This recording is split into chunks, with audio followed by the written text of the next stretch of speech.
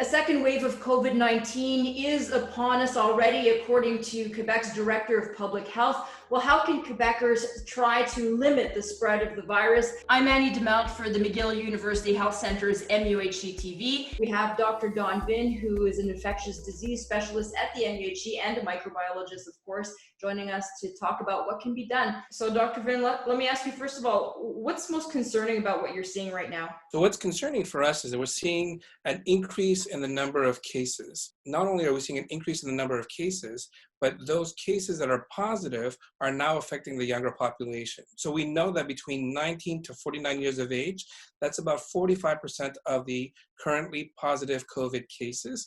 And if you add the children in there, that's another 10%. So 55% of the population that's affected by COVID is now 49 years of age or younger. Is it possible to control this second wave while maintaining a certain quality of life? That is the question that everybody wants to know. And is it possible? Well, you don't have to look farther than the 1918 pandemic flu to know that. They had a second wave, and those areas which were adherent to the public health measures were able to come out of that second wave less unscathed than those that weren't. We need to have the capacity to test everybody who has symptoms and do contact tracing of their surroundings. And if we can do that, then we can apply measures to a few individuals or a few pockets of individuals rather than the whole society. The other thing we need for those tests is that they need to be rapid and reliable, right? If we can have tests that can be rapidly giving us an accurate result, they are reliable, and then we can get the report out quickly within 24 hours, ideally, then we can allow those who don't need to be in isolation to go back to activities, and we can keep those who should be in isolation. Because what we don't want is fatigue, where people are saying, well, I don't want to get tested, or I don't want to wait 4 days, or I don't want to do this, and then they go out and they contribute to the transmission. Especially knowing how much of a bottleneck there is now in terms of getting people tested. Is there a right time to be tested? Are there people who maybe should stay away right now to make way for priority cases? I mean, what's the best time to be tested if perhaps you have been in contact with someone who's known to have COVID?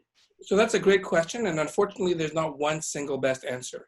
Really, at this moment, the best thing to do is to contact the public health number, the 1877 number, and if they haven't contacted you, but you have concerns, and you should contact them.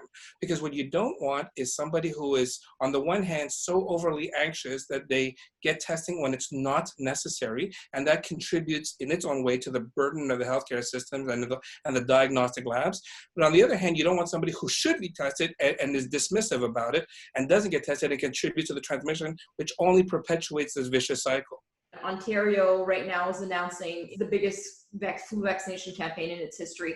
How much of a role is flu vaccination going to play in really controlling a second wave?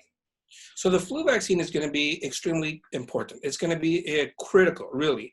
We know that in general, the flu vaccine is about 50% protective, which means that if you get the flu vaccine, you have a 1 in 2 chance of becoming sick.